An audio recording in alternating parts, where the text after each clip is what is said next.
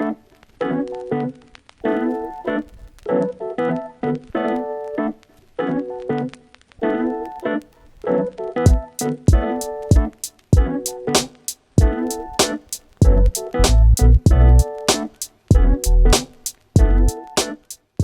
guys, I'm Shane from Mouse Productions and we have Ryan here from AMD, and today we're going to ask him a few questions about AMD's direction in the next couple of years or so. Alright, so how does it feel to be back in Malaysia? Malaysia is always a great place to be, right? Coming back home, native Malaysian. Go makan, enjoy the food. Go makan, wall up all the foods, yeah. Yeah, it's very good.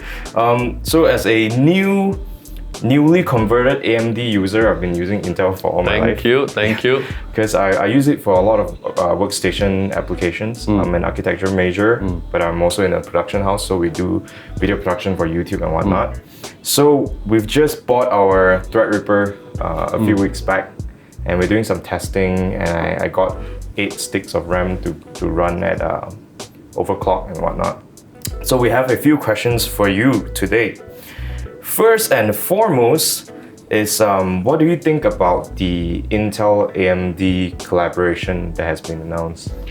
I can't say much about that, but let's put it another way, right? It's a very positive development for AMD, right? Having Intel utilizing AMD Radeon technology, right, into their CPU. I think their H series processor, so something that is good, right? Who would have thought Intel and AMD collaborate? Yeah, right? I know. So that was pretty awesome. Even as a AMD, right? I found it pretty awesome, right? They're acknowledging your superiority in the integrated graphics department, I think. Yeah, definitely. That's a testament on our Radeon prowess, right? So yeah, very exciting time. The world is changing, right? The world is changing. It's disruptive technology everywhere. Yeah. Since Ryzen came on board this year. And now with Intel working with AMD on the Radeon piece. That's really good. Okay. For the second question, we want to congratulate you guys on the entire Zen lineup of processors and how well it's been received and how a lot of people are converting like me to the Zen processors. We want to just ask a little bit more about what's next. Okay. So Zen or Ryzen, the product name in the market, has been very successful, as you mentioned. Thank you for your support, first and foremost. It's still an infant stage, still baby steps right now, right? Big baby steps, right? In less than 9 months, we have gained huge market share. Every region in the world, right? Look at our strong sales out in Amazon. I think you see it online. My factory in Germany, we had strong reports coming from my factory saying our sales outpace the competitor as well. Wow. Right? That's pretty awesome. Closer to this part of the world, in Korea, Australia, we make huge strides. Okay, much closer to Malaysia. Look at the region in ASEAN, right, where we don't have much share in the past. In Singapore, in Vietnam, now we are probably kicking ass in these countries, like based on the latest IDC market share report. We have gained a significant share in almost all countries in Southeast Asia, in ASEAN. Okay. Right? Malaysia, likewise, as you mentioned, we spoke about this briefly before this, yes, right? Yes. We do not have a market at the price point of $800 and above, 800 ringgit and above.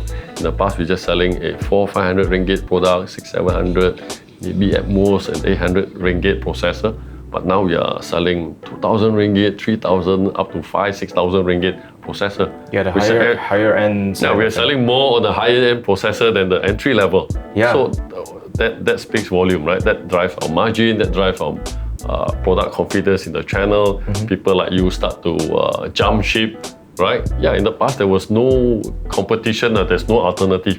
Yeah. Right, you either get the Intel product or Intel product, right? Or the not so good product and another not so good product, right? So now you have an alternative, you have a choice, right? Proper Threadripper especially. Yes, proper awesome competition product. for like workstation related. Yeah, for workstation, Threadripper, you talk about content creation, video editing, rendering. Your Threadripper can do gaming streaming easily, right? 4K, right, high def. anything, right? Almost any workstation application benchmark, we beat the competition. Yeah, it's very scary. Where every single benchmark, we don't. Yeah, probably let's not talk about 100%, maybe 95, 97% of the benchmark out there. Price to performance ratio is also. No, we don't even talk about price yet. Right? Now you bring in the price. Yeah, it's scary. Now you bring the price into the equation, is even more awesome, right? There's practically no brainer to actually just get the Threadripper. For anything above like 3,000 ringgit in terms of processor, I would just recommend AMD. Oh, it really is a no-brainer. I'm not saying that because, well, we've worked with them briefly for a couple of projects before, but looking at the price to performance ratio, I think about the end user first and foremost, because they are my audience, and also I'm part of this gaming community in Malaysia, and we talk about tech all the time. We are also excited in the fact that AMD is sticking with the AM4 socket, right? Yes, correct. For the next few gens. Yeah, for the foreseeable future, right? Next, whether it's Zen 2, Zen 3 that you've been hearing, I don't know. I'm also hearing from the market. But yeah, the AM4 socket will be around, right? Next year, next year. So yeah, it's a very huge stable. Props to the company. Yeah, huge to the company, to the dealers, to the retailers. You don't want to have it having multiple stocks, right? Old gen, new gen, next gen. So many kind of inventory. As a business owner or end user, you want your platform to be stable, right? Consistent. You can forward, backward compatibility. We don't have this kind of concern. Right? Only concern is just get the best bang for the buck, and it drive all the application that you want to do on your PC, right? And not worry about whether it's compatible or things like that. So that's where AMD value proposition. I think it's very good. It's like a upgraded version of the console market. Like the PS4 has been around for so long, and then what you're trying to create is in the PC market, the same kind of experience. You upgrade based on what's new and what you need and what you don't. You just keep using the old stuff, and it will be backwards compatible, and you can keep upgrading your processors. I think it's very good because that's what a lot of PC builders and enthusiasts face. I buy something now, the best I can get. 6 months later, the new chipset comes out and my thing is old news. Yeah. So the bragging rights just go phew. Yeah. So people don't want that. They want to like, hey, I'm still using the newest stuff, the newest chipset. Yeah, that's what happened with our competitor. Okay, so I can't, better not comment too much. So next, okay, you were talking about the ASEAN market in terms of the market share. And that's where the region I covered, Southeast Asia, ASEAN. So he's the Asian channel sales director. Yeah. So we're gonna ask you a little bit more. How are people using your processors these days? What kind of applications? Okay. Surprisingly, in the past, when we don't have a mid to high-end product, it's just day-to-day stuff, entry level, right? Hey, give me the best bang for the buck or value PC, very entry level. Yeah, what can you get with ringgit to 300 ringgit, right? Those are what ASP in the past, but right now with us having Ryzen coming on board, Ryzen 7, 5, then Ryzen Threadripper, Ryzen 3, right? And more good things coming up next year, which I can't reveal. Right? Unfortunately for you guys. Unfortunately for you guys, I can't reveal much, but look out for it in the news, right? You will hear it, right? The usage model for AMD has been changing, right? Now we are going to gaming market, we are going to, as I mentioned, right, the workstation market, right? You from the architectural design background, these people we're selling loads of this in India, in Europe, in US, right? Gaming and streaming, this is big. Right, if you're a real enthusiast, a real gamer, you want to stream, you want to show people on YouTube, on Twitch that you can game and stream. Only AMD can do it, right? No lags. In one PC. Yeah, in one PC, right? Unless you want to buy. Competitor need to have a separate PC to game and stream. Right, you're right. So AMD just need one PC, you can game and stream. Right, so we are strong in video rendering, content, any content creation. You can game and stream at a much lower price point. Yeah, much lower price point. On the other side, you would have to go for probably X299. Back in the day, you probably have to go X99 and pay for like an expensive 8 or 10 core processor that I have, like the older one. And now you can do it much cheaper. You don't have to go there. in order to game and stream. Cheaper and better, right? Yeah, cheaper and better. So yeah, it's practically no-brainer. So the market for the usage, people buy AMD has changed a lot, right? So it's going more on more relevant things that is to you and me. Right? Today we don't buy a PC just to game as well, right? If I'm a gamer, I don't actually buy a system just to game, right? I'm a gamer. I want to download videos as well. I want to upload. I want to do my YouTube, I want to do my video rendering, I want to share photos. That's a very fair point. I want to create content, collages, and a picture album and things like that. Yeah, multitasking on Ryzen is the ultimate dream machine. It's very, very strong, and that's exactly what I've been preaching, right? See, I don't see the PC as just a dedicated machine for gaming or whatever. You can do that, but most people don't use it like that though. And as you said, if you're a really good gamer and you want to share your content, you won't be using it just to game. If you buy a gaming machine just to game at home and not share to the world what you can do, then you won't really be looking at yourself as a pro gamer, or like really going there and really sharing and getting a following. Most importantly, if you want to get sponsors, you need a following.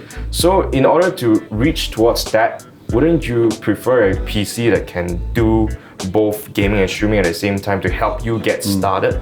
I feel in that way, because there's a lot of argument, like people say that Ryzen processors would bottleneck gaming in certain ways because of FPS, but it's not much. It's not much. It's just a minor thing, right? It's still 10%, 15%. It's still awesome for gaming. It just it's a bit behind Intel, 5%, you won't feel it though. You won't feel it. It's still awesome. You're talking about it's still a high FPS count. I would still prefer the fact that I can stream with it over getting another 5 frames, because I won't feel it as much. 5 frames you won't feel it. Like 60 to 120, you know, it's 60 frames. But it's not 60, 120, right? No, the difference is only 10 to maybe maximum certain titles, 20 over %. That's for very not optimized. And good that you mentioned optimization, right? So as I mentioned earlier, Ryzen is still a baby. Right, in the past, where the game developers, right, have been building, optimizing their games. For Intel. You saw for Intel in the past, 6-7 years, Intel has the best, not the best. This is the only processor out there that can game, right, in real CPU sense. Yeah, but Ryzen in the game today, the developers today are optimizing the games on AMD, right? The consoles are all on AMD right now. Not just the AMD, but more the fact that AMD has brought about this many cores processor kind of trend. So you're moving it in that direction, which means games would have to utilize more cores. Utilize the multi-core capability. Otherwise, you're not maximizing the potential of the CPU. Right? With a competitor in the past, they can't, because there's not much. It's all about clock speed. It's all about clock speed, IPC, single core, right? With AMD multi-core, multitasking. The developers are start to optimize. Like you will see the benchmark over time will go up for AMD. We don't have to do anything AMD. The game developers will just optimize it for Ryzen, and you will see the benchmark going up. I think it's already for DX12 Vulkan. We are already leading the way. It's all optimized for Ryzen. The Zen 2 processor with a different, with a smaller process. I think that when the TDP goes down, and you'll probably be making more high clock speed stuff as well along the way.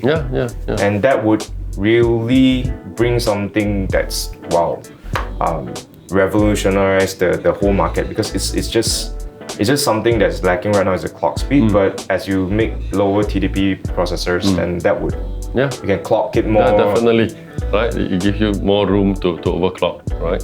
Again, Ryzen processor top to bottom is overclockable, is unlocked. And the AM4 socket is not going away, so you can buy a motherboard now and you can use it for to upgrade. So it's all good. I don't see any reason not to get our hands on an AMD Ryzen. That's why I'm converted. Because back in the day, you think about it, right? We're using it to make money. We want the most stable machine, and people always, in the past, people always talk about AMD not being stable and stuff like that. And I gotta admit, like I didn't trust the AMD processors in the past, but since Ryzen came out, I went to the first launch. I have a look. I was still a bit skeptical. Send me a sample. I tried out. Oh shit, it's pretty good. And then they send me high-end products, and then I test again. Wow, okay, time to switch teams. And it's really very convincing. You don't really have to say that much, except for when you test it out, you see the performance, and that's just it. Yeah. Also, okay, now that we talked a lot about Zen already, we're gonna talk a little bit about AMD's graphics cards lineup. So, can you tell us a little bit more about the whole Polaris situation and maybe Vega as well? Yeah, I think we were a bit caught off guard a bit by the demand for Polaris, right? A pretty strong product, right? The RX series, right? 550, 560, 570, and 580. So the demand, the supply is catching up with the demand, right? The next few weeks you will see that the supply will start to improve, right down to the channel.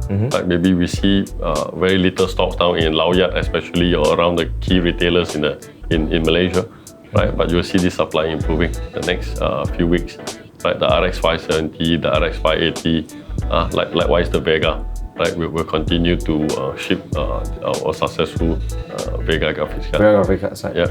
A lot of viewers and also community members have been asking, when can we expect AAB, like third-party cards for the Vega lineup? So the third-party cards will come probably in Q1, late December or Q1. I think more of a Q1 timeframe, right? Because nothing much will be done during the holiday season, end of the year. So probably will be a Q1 timeframe. Okay. So those people who look to buy one for Christmas will be a little bit disappointed.